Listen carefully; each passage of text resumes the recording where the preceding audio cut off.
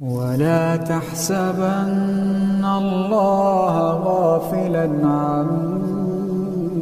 يعمل الظالمون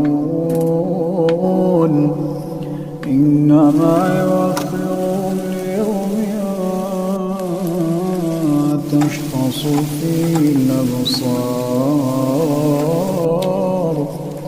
مهطعين مقنعي رؤوسهم لا يرتد إليهم طرفهم وأفئدتهم هواء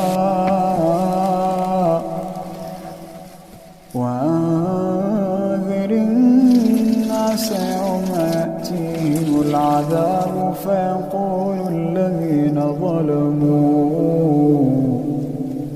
فيقول الذين ظلموا ربنا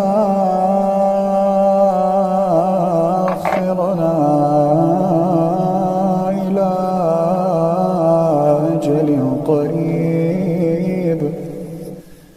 نجب دعوتك ونتبع الرسل أولم تكونوا أقسمتم من قبل ما لكم من زوال وسكنتم